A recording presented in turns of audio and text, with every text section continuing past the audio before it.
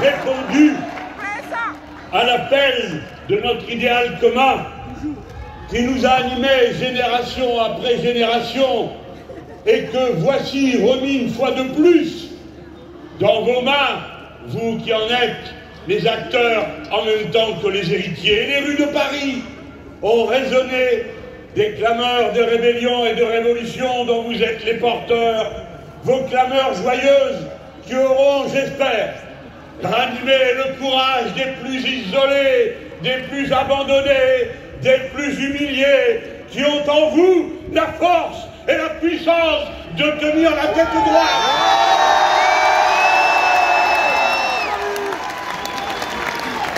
Nous sommes ceux qui parlent la langue universelle, celle de l'intérêt général humain, qui plaide pour que chaque femme soit comme chaque être vivant reçoive sa part de dignité. Nous sommes ceux qui sont à chaque instant pleinement conscients du monde et des responsabilités qui incombent à ceux qui s'en soucient.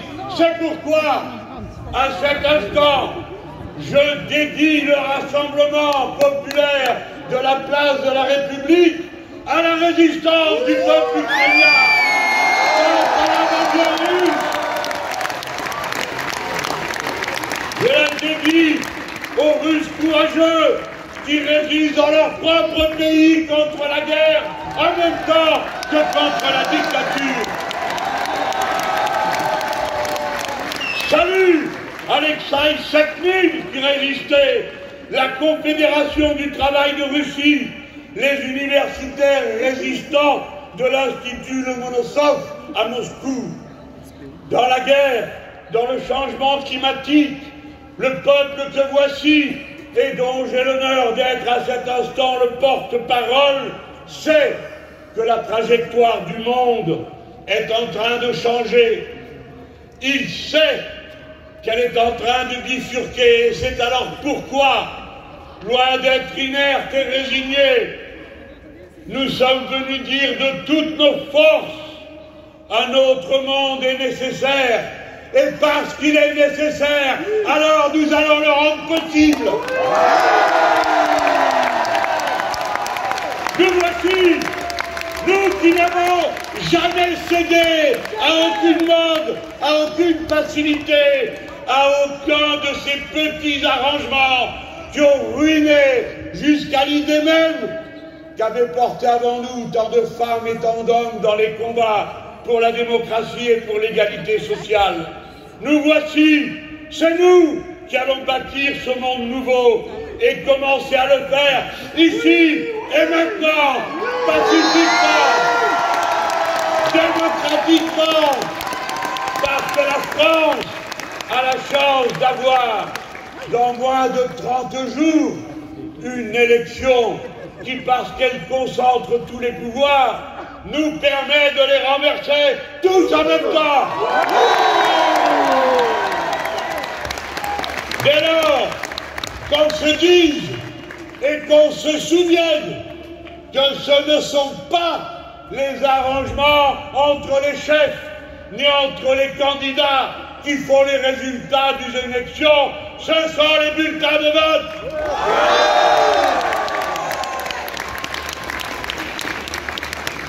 L'Union populaire, dont j'ai l'honneur d'être le candidat, est parvenue jusque devant la porte du deuxième tour de l'élection présidentielle d'un des pays centres du capitalisme mondial.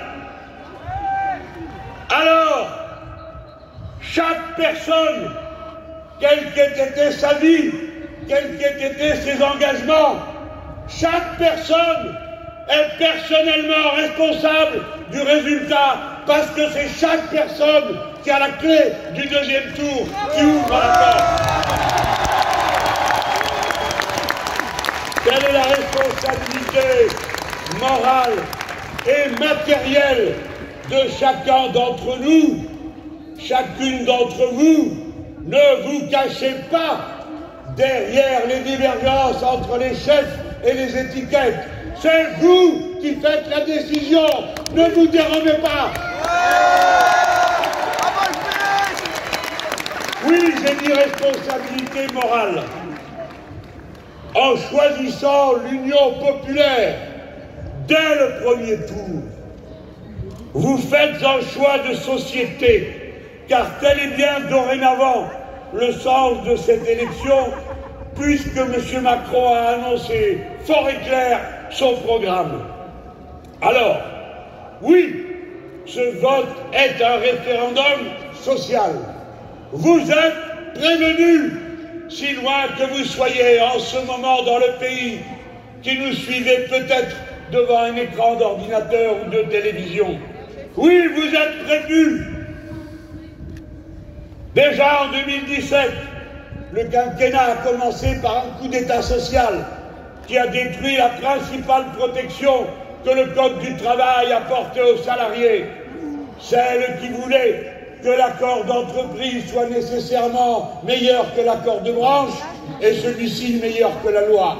En renversant cette loi, d'un seul coup, ont été privés de protection des millions de travailleurs abandonnés à un rapport de force à l'intérieur de l'entreprise qui leur était toujours défavorable. Hélas, hélas, 1000 fois hélas.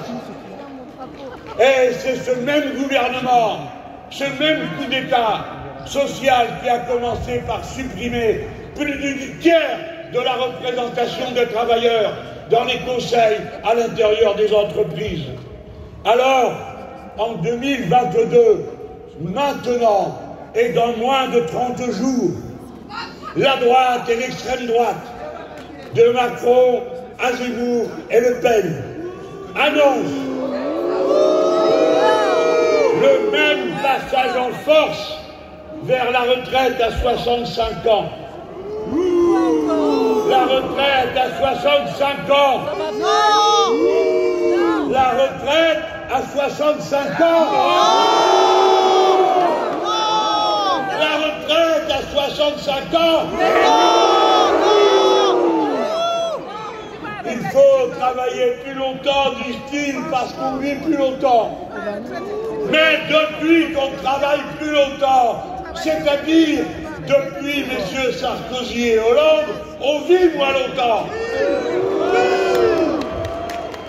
Avec le gouvernement de l'Union populaire,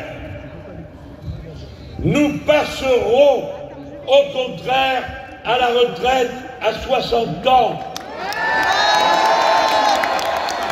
Et il n'y en aura pas une inférieure au salaire minimum qui est reconnu comme le SMIC, c'est-à-dire 1400 € pour une carrière complète de 40 annuités. Et jamais, pour qui n'a pas une carrière complète, moins de 1000 € pour qui que ce soit. Choisissez, Français, la retraite à 65 ans avec Macron ou la retraite à 60 ans avec Mélenchon. Votez et vous aurez la retraite à 60 ans. C'est-à-dire que ce sont des dizaines de milliers de postes de travail supplémentaires qui se libéreront. La retraite à 60 ans, c'est tout de suite 830 000 personnes qui peuvent partir jouir du temps libre. C'est autant de place pour les 700 000 jeunes qui arrivent sur le marché du travail chaque année. La retraite à 60 ans, c'est 200 000 personnes qui, entre 60 et 62 ans, ne seront plus dans les dépenses de l'assurance chômage. C'est par conséquent une économie considérable. Si vous voulez partir avant 65 ans, avant 62 ans, pas besoin de faire de nouveau des grèves coûteuses pour vos budgets ou des manifestations rendues dangereuses par le préfet allemand. Il vous suffit, dans 3 semaines, d'un aller-retour au bureau de vote et d'un bulletin de vote à mon nom. De même, si vous voulez que ce dessert laiteux qui vous serre la gorge, si vous voulez le SMIC à 1 400 € net dès le mois de mai, de même, si vous voulez qu'il n'y ait plus une seule personne à moins de 1 000 € de revenus mensuels, de même, si vous voulez consacrer votre temps à vos études, à la fac ou au lycée professionnel, sans être dans la misère, ou de vivre de petits boulots le soir et le week-end, vous aurez les 1 000 € que nous permettent d'avoir le fait qu'on prenne tout au-delà de 12 millions d'héritages. Si l'idée que vous nous faites de la dignité de la France et de votre propre existence, c'est que vous ne supportez pas qu'il y ait 5 personnes qui possèdent autant que 27 millions d'autres. Si vous ne supportez pas qu'il y ait 12 millions de gens qui aient froid à domicile, 8 millions de gens qui aient besoin de l'aide alimentaire, 4 millions de mal logés, ou 300 000 sans-abri, ce sont les nôtres, nos frères, nos sœurs, en condition et en dignité humaine, ceux dont on ne parle jamais et qui n'ont que vous, qui n'ont que nous, pour que leur voix se fasse entendre à cet instant, eux qui sont les humiliés. Si vous ne supportez plus qu'on vienne vous dire que la France vit au-dessus de ses moyens, quand en réalité, ce sont les riches qui vivent au-dessus des moyens de la France. Si vous ne supportez plus qu'on vous parle de faire des économies et de régler le déficit du budget de l'État, quand vous vous êtes aperçu que le déficit est exactement égal aux cadeaux fiscaux qui ont été faits aux grandes entreprises depuis 10 ans, si vous ne supportez plus que la totalité de la somme qui a été dépensée par l'État pour faire face à la crise de la Covid, la totalité de cette somme correspond exactement à la marge de la fortune qui a été accumulée pendant la crise par les plus riches de ce pays.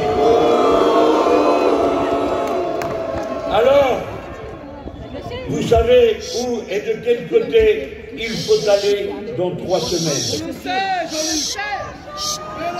Un pays où il meurt plus de monde au travail. Un pays où il meurt plus de monde au travail et du travail que de n'importe quelle autre forme d'insécurité, sans qu'on en parle jamais. Alors que nous sommes nos pères, nos mères, nos frères, nos sœurs qui périssent de cette manière, seulement en accomplissant leur labeur avec dignité et courage. Vous êtes prévenus. Vous avez le choix. Il ne dépend que de vous. Et c'est vous, et vous seuls, chacune, chacun, dans le secret de l'idoloir, qui par un modeste bout de papier, un bulletin de vote, pouvez changer la priorité et le cadre de l'histoire du monde.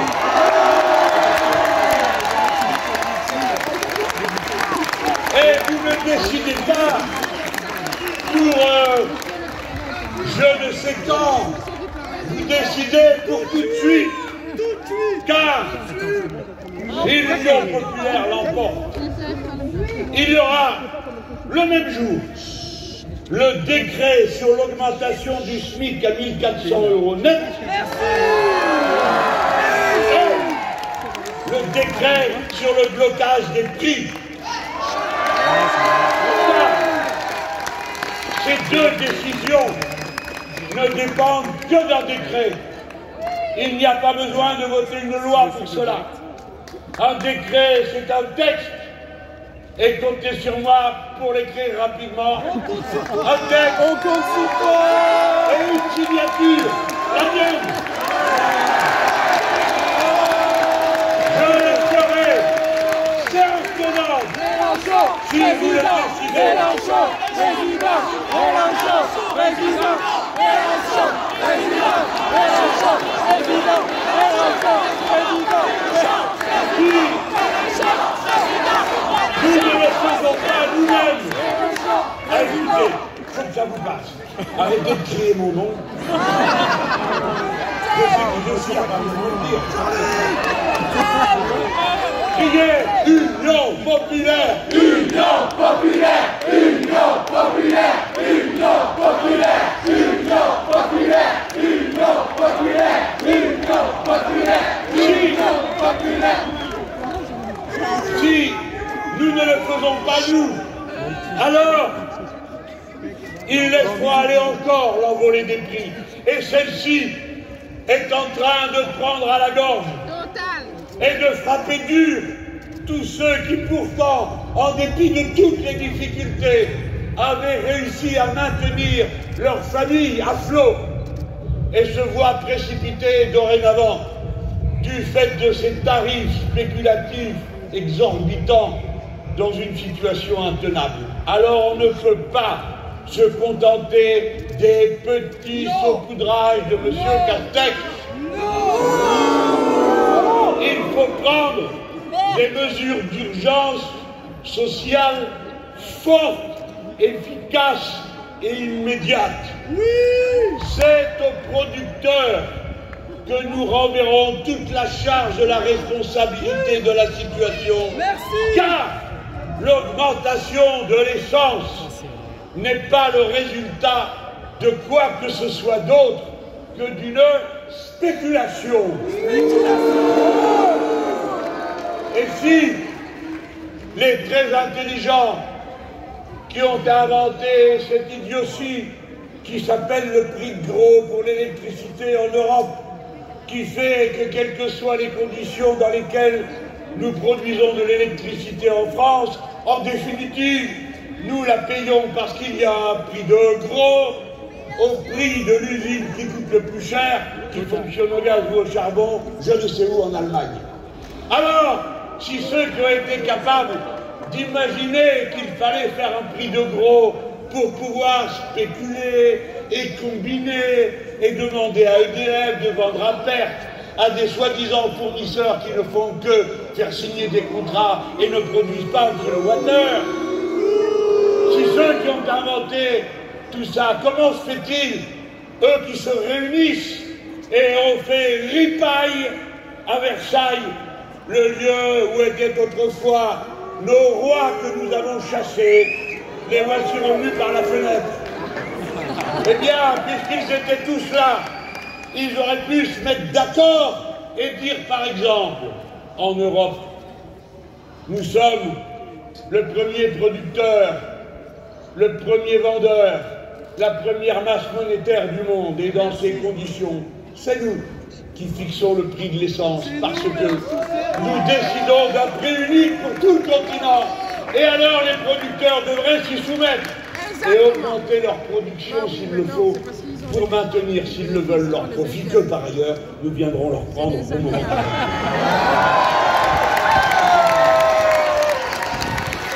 Je bloquerai le prix de l'essence, comme le Code du commerce me permet de le faire par une simple signature, au prix auquel il était lorsque j'en ai fait pour la première fois la proposition et qu'on m'a rionné 1,40 le litre.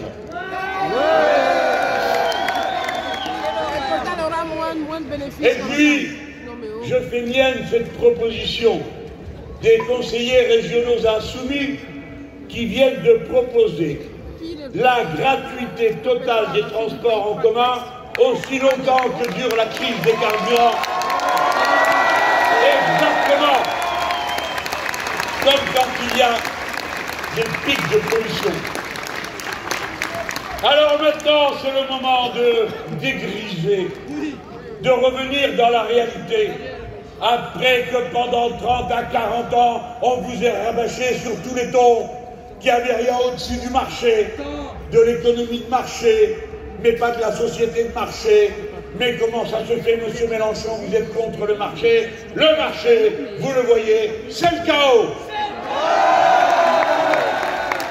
Le moment est venu de la décision collective, où les êtres humains raisonnants et choisissant le parti pris qui est à la fois le plus raisonnable et le plus convenable dans la situation, plutôt que de s'abandonner aux mécanismes aveugles de forces incontrôlées qui détruisent à mesure qu'elles déferlent.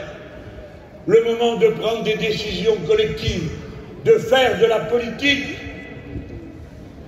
de donner sa place à l'humain, au service duquel doit se trouver l'économie et non l'inverse. Merci. Tout cela dépend de vous. Votez, votons, Union populaire. Union populaire, Union populaire, Union populaire, Union populaire, Union populaire, Union populaire, J'ai dit que ce serait un choix de société. Eh bien, je veux en donner encore un exemple. En m'adressant aux parents qui sont ici et à la jeune génération qui a pu sans doute jusque-là, en dépit de toutes les difficultés, bénéficier de l'école publique. L'école, après qu'ils aient saccagé l'hôpital, après qu'ils aient failli détruire toutes les grandes entreprises nationales du pays, et pour certaines, ils y sont parvenus. L'école est leur toute prochaine cible.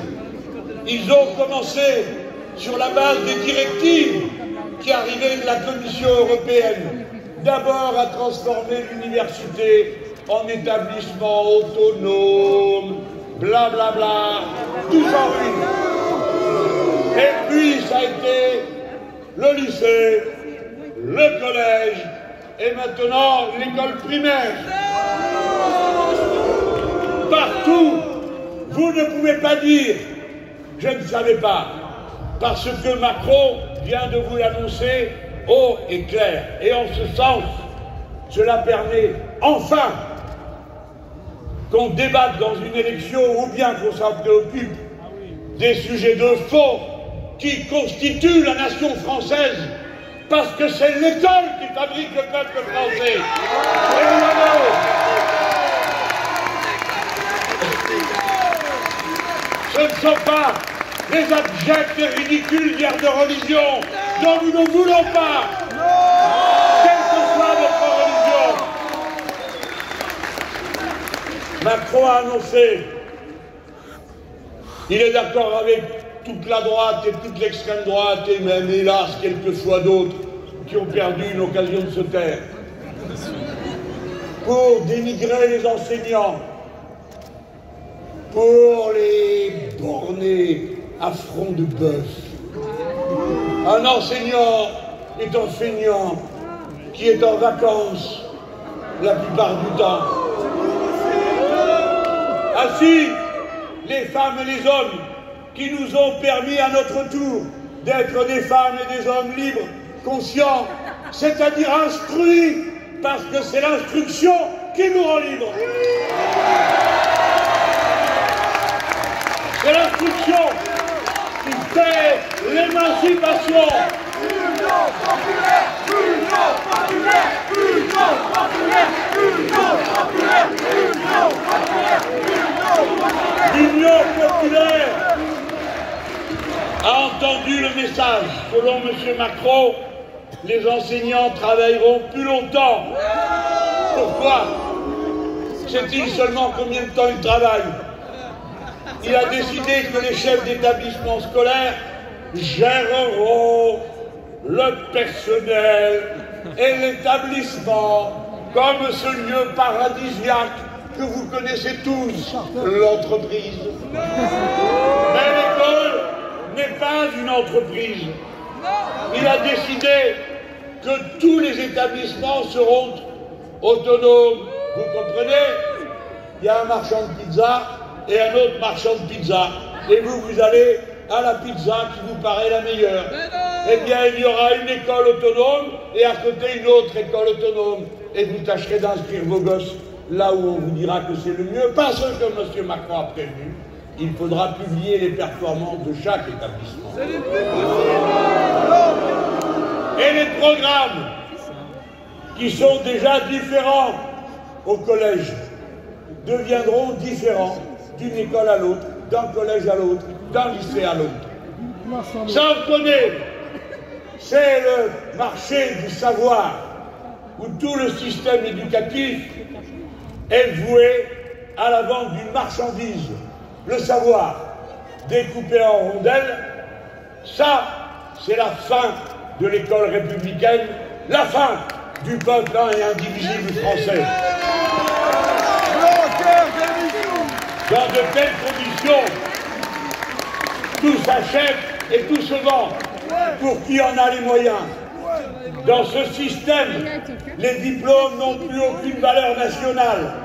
Les diplômes ne fixent plus le niveau des salaires dans les conventions collectives. Les diplômes ne valent pas plus que ce que vaut l'adresse de son école ou de son diplôme. Allez-vous laisser faire? Que resterait-il de la France après cela?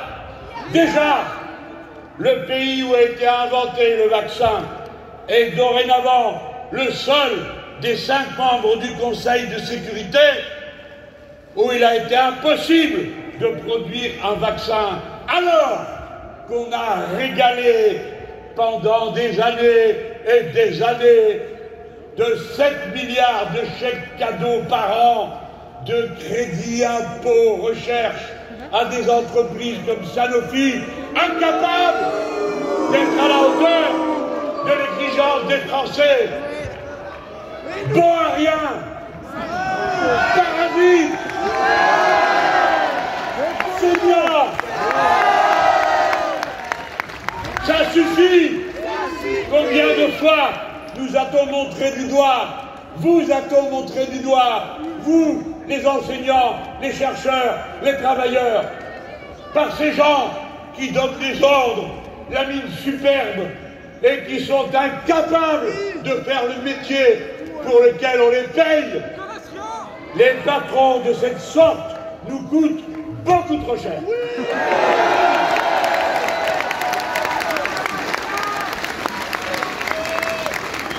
Que resterait-il de la France, de sa puissance inventive et créative, sans la participation libre de ce recours merveilleux qu'est l'accès de toute la jeunesse, venant de toutes les familles, quelles que soient les couleurs de peau, quelles que soient les religions, quelles que soient les fortunes, tous, chacun, avec sa capacité à comprendre, à lire, à écrire, à donner le meilleur de lui-même à tous les autres. La France n'a pas d'autre puissance que l'intelligence de ses jeunes, de son enfance, de ses adolescents, de ses étudiants, de ses maîtres. Il faut à la France ces milliers de médecins, de paysans agronomes, d'ingénieurs, d'enseignants, de techniciens hautement qualifiés, des BTS et bacs professionnels, des salariés des métiers du soin et du lien, que sais-je encore. Tel est pourtant leur choix. Ne doutez pas un seul instant que si vous ne les stoppez pas par l'union populaire, ils iront au bout de leur vision du monde. Ils feront tout ce que je viens de vous dire qu'ils sont capables de faire parce qu'ils l'ont annoncé. Mais vous, n'oubliez jamais qu'un autre monde est possible. Et si la France peut et doit aspirer à une puissance, que ce soit celle de l'esprit, du savoir et du savoir-faire, des lettres, des sports et des arts, de tout ce qui fait de nous un composant du peuple humain tout entier. Quel est le sens du bulletin de vote de l'Union populaire. Votons avec nous. Tous les enfants de France auront les mêmes programmes. L'école sera reconstruite avec les recrutements et les augmentations de salaire nécessaires pour les enseignants. Parcoursup sera aboli. Tous les diplômes auront une valeur nationale ou bien ils seront supprimés. Non, le savoir sous l'autorité du gouvernement de l'Union populaire ne sera jamais un marché où règne la loi du plus fort, du prix du plus riche. Le peuple de France, né de l'école publique, l'école de tous, l'école pour tous, obligatoire, laïque et gratuite. Et au fond, vous le savez, beaucoup d'entre vous ont assez vécu et supporté pour le savoir peut-être même mieux que moi. Les violences sociales commencent toujours par des violences contre les libertés. Et ce gouvernement, cette présidence, en a vraiment fait beaucoup dans ce domaine. La destruction du Code du travail en 2017 par ordonnance, la retraite à points, le 49.3, la réduction du droit à l'assurance chômage en 2021, un décret. Et de même pour l'écologie, aucun débat sur les déchets nucléaires depuis 2017. Et de même pour la guerre. 9 ans de guerre au Mali, où nous sommes allés à la demande du gouvernement de l'époque. Nous avons dépensé 3 millions d'euros par jour, 8 milliards pendant 9 ans. Nous avons perdu 54 des nôtres et sans doute des centaines et des centaines de Maliens qui sont nos frères et nos sœurs et qui ont été pris entre deux feux. Ce quinquennat aura été celui d'une incroyable dérive autoritaire. Qui aurait imaginé qu'en France, entre 2015 et 2021, c'est-à-dire sous 2 fois les mêmes, Hollande et Macron, en 72 mois, les Français en ont passé 60%, c'est-à-dire 44 mois sous le régime de l'état d'urgence. Qui aurait imaginé un tel niveau de répression policière et de violence face à un mouvement social comme celui des Gilets jaunes? 2500 blessés, 32 éborgnés, 5 mains arrachées, une morte, Madame Zinad Redouane, à Marseille. Imaginez un fonctionnement de l'IGPN tel que pour 378 enquêtes pour violence contre des gilets jaunes, 2 seulement aient donné lieu à de simples sanctions administratives. Comment comprendre cette névrose d'État en faveur du fichage et de la surveillance de masse généralisée, le fichier du traitement des antécédents judiciaires, fichier dans lequel sont fichés pour plusieurs années, c'est-à-dire entre 5 et 40 ans selon les cas, toutes les personnes mises en cause, ou complices d'un crime ou d'un délit, ou d'une contravention, mais aussi leurs victimes. Il y a dans ce fichier aujourd'hui 19 millions de personnes. 30% de la population de ce pays est déjà touchée dans un fichier. C'est la participation des GAFA à la surveillance numérique. On a observé une hausse de 670% des données transmises par Google à l'État. Google, c'est Google. Et 800% par Facebook. Qui aurait imaginé qu'on verrait pleuvoir 2,2 millions d'amendes infligées pour non-respect des mesures sanitaires de la Covid.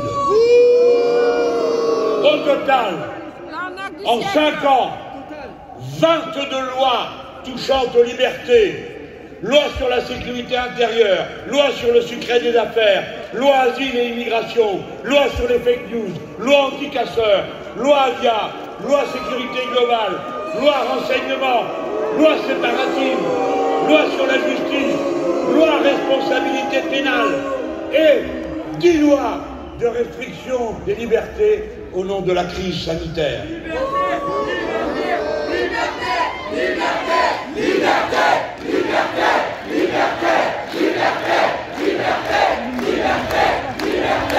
Et cela, après qu'on ait vu en 30 ans 16 lois contre le terrorisme et 32 lois contre la délinquance, dont jamais une seule n'a donné lieu à un bilan. Et ce sont pourtant les mêmes jacasseurs bavards qui viennent continuellement nous demander des comptes sur le souci qu'ils ont de la sécurité. Ça fait 30 ans que ça dure, qu'on vote jusqu'à 2 lois par an, et voilà le bazar dans lequel on est. La démocratie française a été abaissée. La démocratie française a été sévèrement déclassée. Les alertes internationales nous le disent. Nous avons été montrés du doigt par une commission de l'ONU, par le Conseil de l'Europe, par le Parlement européen et même par la Commission européenne, qui ont envoyé qui ceci, qui cela, des commissions d'enquête en France. Et c'est ainsi que la France a été rétrogradée comme démocratie imparfaite dans le classement The Economist. Comment avons-nous pu tomber au 34e rang mondial pour la liberté de la presse sans qu'on entende si fort que ça les protestations? Comment a-t-on pu mériter que la corruption en France soit pointée par le Conseil de l'Europe à cause du pantouflage de certains de ses hauts fonctionnaires? Sans oublier les 2,4 milliards déversés sur des cabinets de conseil qui parfois ne payent même pas d'impôts au peuple qui les régale. Quel genre de pays sommes-nous devenus? Et est-ce que nous nous en rendons compte? Un pays gouverné par un conseil de défense dont les délibérations sont secrètes. Un pays où à chaque crise sociale d'ampleur, on nous régale d'un simulacre d'états généraux, de palabres, de rencontres, de conventions dont les conclusions sont aussitôt ou bien jetées à la poubelle ou mises dans les archives. Assez, assez, assez de cet abaissement de la patrie du peuple qui a inventé la République moderne. Le gouvernement de l'Union populaire réparera tout ce qui peut l'être pour les victimes de l'autoritarisme. Il amnistiera tous les gilets jaunes condamnés.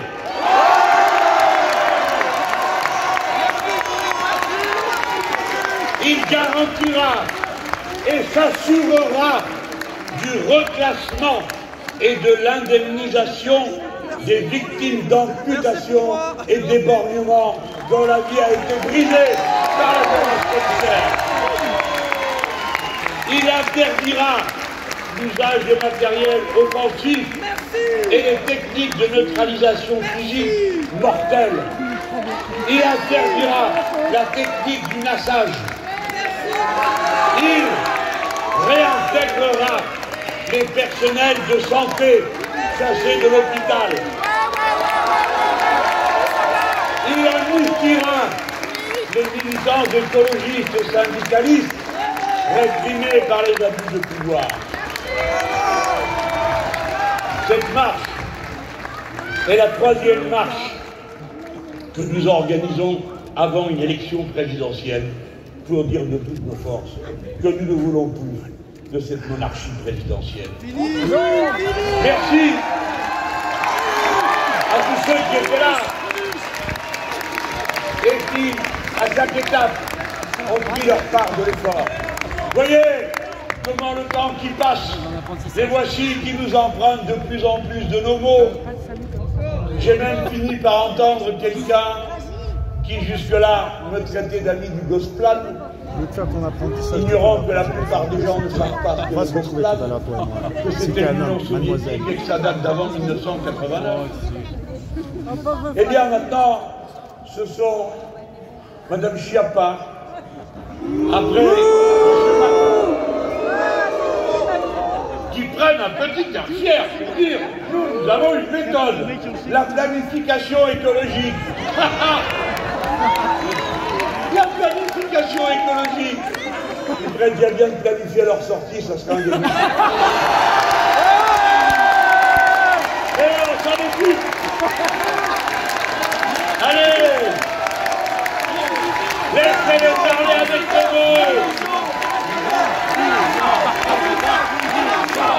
Il a répondu. Il nous sert.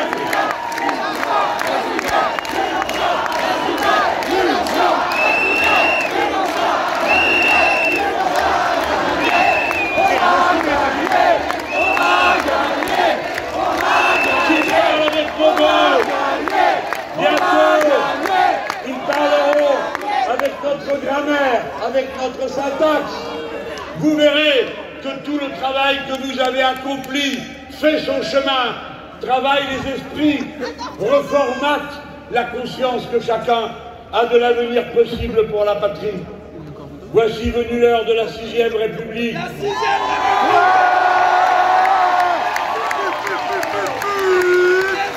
Ce sera le travail d'une assemblée constituante et pas d'un petit comité d'experts qui viendrait vous demander si oui ou non vous êtes d'accord avec leurs trouvailles.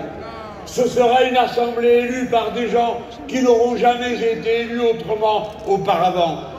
Ce sera non seulement l'écriture d'un autre texte, d'une autre règle du jeu, une incitation à se réinvestir dans la vie du pays qui est en train de mourir à petit feu de l'abstention.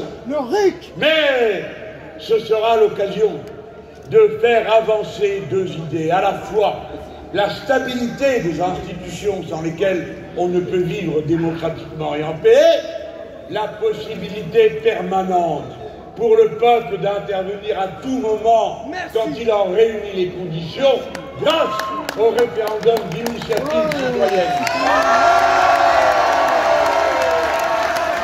Et de faire partir les élus qui n'ont pas respecté leur mandat grâce au référendum révocatoire. La Constitution, ce n'est pas seulement un texte dans l'histoire des Français. La Constitution, c'est l'occasion pour le peuple français de se refonder lui-même. Comme il a changé depuis la Constitution de 1958. Un pays rural est devenu urbain. Un pays où 10% des gens avaient le bac en est maintenant à 80% d'une classe d'âge. Un pays où à peine 10% des femmes étaient autonomes et travaillaient, et maintenant elles sont 80% avec les libertés qui vont avec, dont celle d'avoir un carnet de chèques sans l'autorisation de leur mari. Un pays qui comptait alors, pour chaque Français, un de ses ancêtres sur 10 qui était étranger, et qui aujourd'hui en compte 1 pour 4. Nous sommes ce peuple fier et heureux d'être déjà créolisé.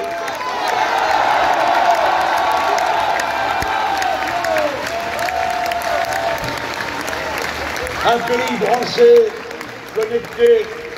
En 58, 10% des gens avaient le téléphone. Aujourd'hui, vous êtes 85% à être connectés. C'est un autre peuple français qui est là.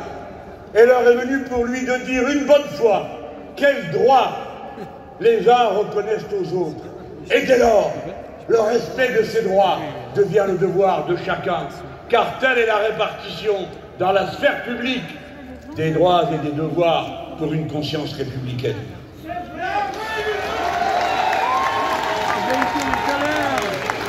Voici, au bout du compte, la leçon de tout ceci.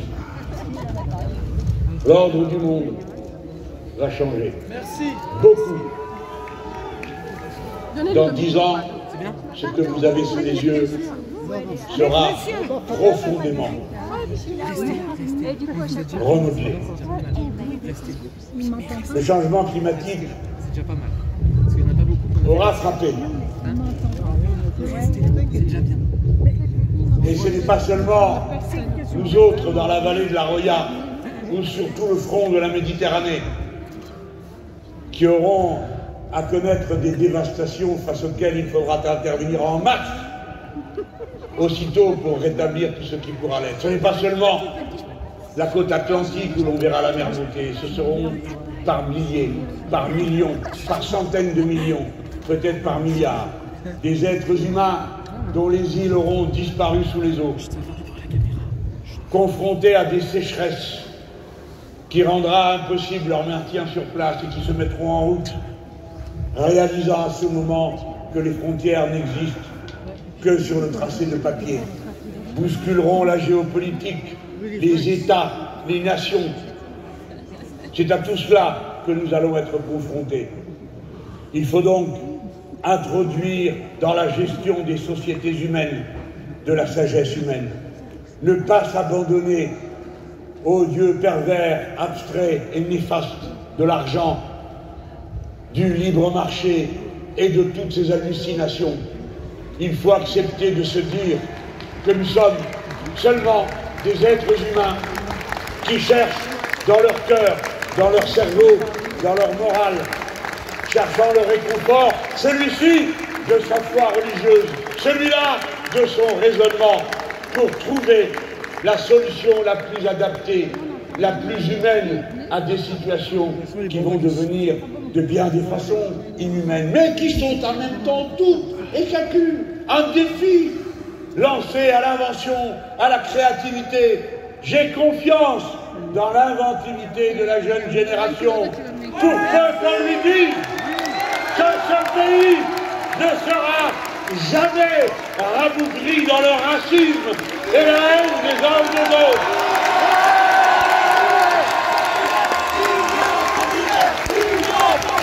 Un peuple est d'autant plus fort, un peuple est d'autant plus résistant que sa société vit basée sur le principe du respect mutuel, de la dignité de la personne, des hommes, des femmes et de tout ce qui vit autour de nous, dont nous sommes responsables, humains, animaux, végétaux, toute la biodiversité, parce que nous sommes les plus conscients. Un peuple est d'autant plus fort qu'il est uni sur des principes et des objectifs communs, d'autant plus uni qu'il protège avec un soin jaloux et délicat ses biens communs, comme l'eau et l'air, qui sont la propriété collective du peuple humain tout entier. Un monde où la France s'avance, non pour intimider, non pour impressionner, mais pour constituer, libre qu'elle serait totalement non alignée et délibérant dans chaque cas de la position à prendre, ce qui montre que le non-alignement n'est pas la neutralité. La France s'engage, et elle s'engagera toujours, et d'abord pour les causes de l'intérêt général humain. C'est pourquoi le non-alignement dans mon esprit, c'est l'altermondialisme, c'est-à-dire la prise en charge de toutes les grandes causes du peuple humain tout entier, d'où qu'en vienne l'initiative.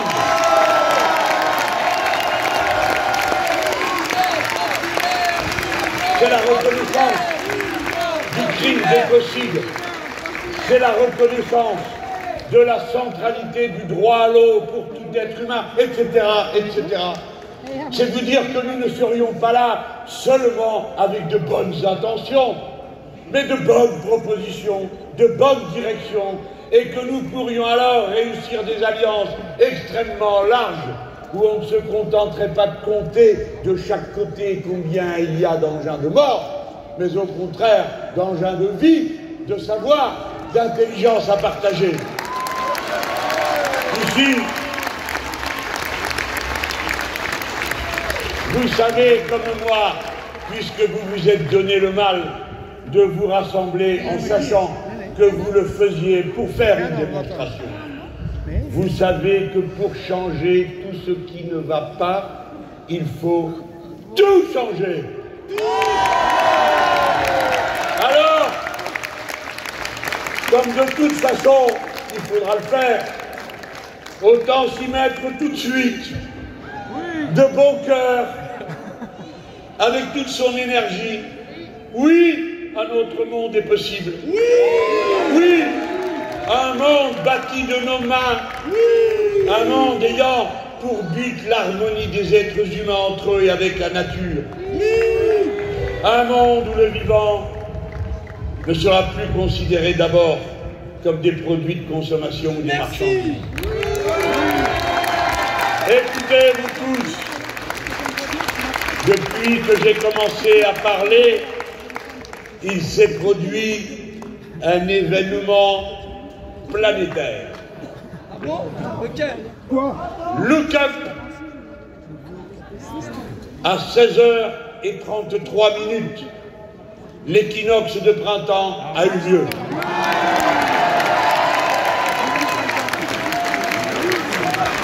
La durée du jour a fini par rattraper celle de la nuit.